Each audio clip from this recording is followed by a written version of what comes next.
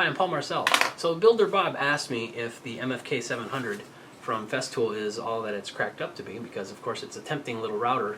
Now this one here, what's nice about it is that you can use it on a vertical base, like I'm going to be using here to do some simple molding for a staircase. It's got a nice, with the edge guide on it, you can pretty much do about anything. Things change out very quickly. So to convert this over to using the horizontal base, you just unscrew part that holds down the base, and I have to admit I almost always get the screw wrong. So it would normally be quick if you not have brain dead. Now for this one here, when you go to mount it sideways, this is where the problem comes in when you're using this MFK-700, and is my major beef. If you take a look as I'm sliding this on, this bit, let me cinch it down. This bit just clears the end, barely. Now this is a really small bit. This is only a half-inch round bit, core box bit. Normally I'd use a flush trimming bit, and I have the shortest down spiral flush trimming bit that Eagle America sells, and it does not fit in here. So it misses it by about 1/8 of an inch. So that's one of my complaints, and one of the most common complaints about the MFK-700 is simply the capacity when you're using the horizontal base. This one here is the 0-degree base. There's also, in the kit, you get the 1.5-degree base. If you're using the 1.5-degree and you use the Festool flush trimming bit, you'll actually be pretty happy. That's if you're going to be doing any edge banding that goes up to 5/8 of an inch. If it's any bigger than that, and I usually do 3/4 of an inch just because, then it doesn't work. So I do have a modification that I'm going to be doing with this. The part that I need is on back order, but once that comes in, I'll probably be blogging about that and posting a lot of pictures if it works. I was just going to use the MFK-700. What I'm going to be doing on the piece of walnut that is behind me here is I'll be running the code on this corner here, and then on the underside corner, this corner, and then the underside corner, and then I'll take it to the bandsaw to rip it. Because these are going to be really thin moldings, and after this gets ripped, then it'll get ripped along the length here. So it's very small molding. It's only being used into that bottom corner, so that's why I wanted this to be more figured. You can see it's still it's plain, it's flat, but it got a lot of water damage from where it was at as far as on the surface. When I scrape that away with a scraper, it looks perfect. So since there's only going to be about 1.5 millimeters on this top after the molding is done, I'm just going to wait until I get to that point, give it a quick pass with sandpaper, which I need to do anyway to cut the edge. Then it should be done. So, and I need a lot of this. So we're going to go ahead and run this through, and then you can see how much dust this collects, which is actually the biggest point for using the MFK-700. This thing is crazy good for dust collection in almost all the modes that you can use it in. So let me get this going, and we'll zoom in so you can get a better view. Okay, so I've got the board ready to go for the routing. I've actually already done a little bit of a pass here just because I wanted to make sure my bit was set at the right height, and I was tinkering around with the edge guide a bit, but I'll be going through on a cleanup pass on that anyway, go all the way through to the end. There is a bad section on the end, so I'm actually going to stop a little bit early because I don't want those chips of that knot flying around. And also the way I have my fence set up right now, the edge guide rather, is I have it advanced a little bit so I can push it up against the board, go through a full pass. I'll do all 4 corners like I was talking about, and then I'll move this back to its final position and then take the last cleanup pass, which is just going to take a hair off of there so we can get it nice and clean. So you can see how the dust collection goes. And I can finally get this molding installed. It's only been, well, let's not talk about how many years.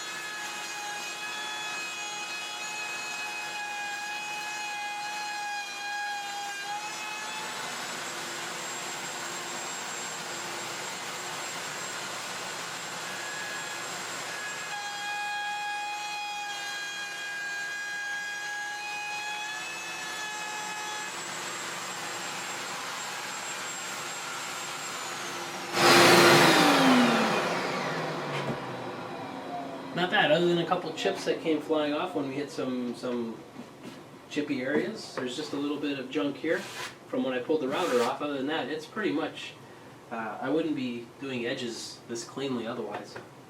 And actually some of that was from before when I was tinkering. So let's flip this and get the other corner done. So one more pass, just to see how this goes.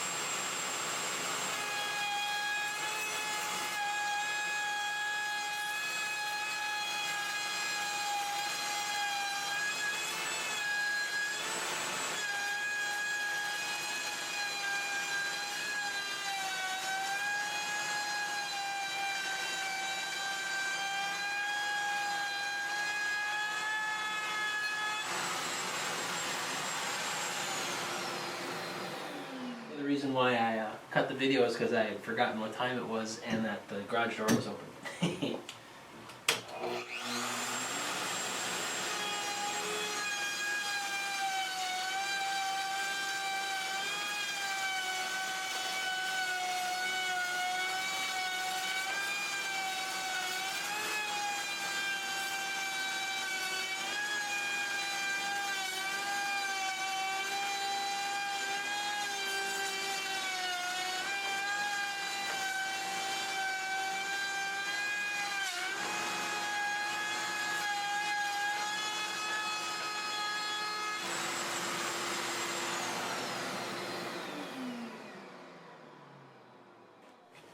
So I should show you what's in the router because of course there's always some chip buildup with all these little pieces I was going through. And let's get it a little bit of an autofocus here. You can see that there's actually a fair number of bigger chunks hidden away back there in the collet. I mean, give it a little bit of a shake and most of it all comes out, but at least you can do that over the garbage can. Otherwise, it's pretty clean. So now that I did the four edges rather. So I'm going to go ahead and adjust this to its full depth position.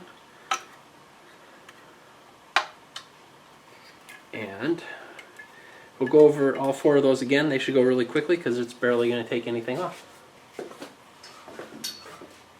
At least that's the theory, right? Actually, let me bang this out over the garbage can, like I stated that you could do.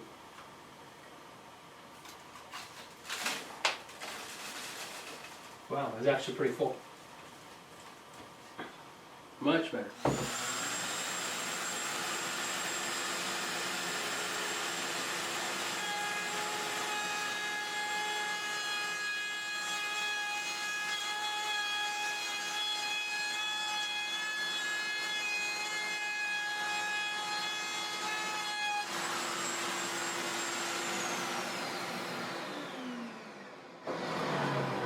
You can see there's not a hell of a lot of dust on the floor. Actually, you can't see that, so let me let you see that. There you go. Not a hell of a lot of dust. So, it works great. Alright, so I ended up making, well, that stack of molding. So there's 10 strips of molding on each side. They haven't been ripped in half yet. I'm going to be doing a little bit of work on that before I get that far. Anyway, I thought I'd show you what the end result is after doing all that, which is 20 sides. Or, sorry. Yeah, 20 edges that ended up routing on that.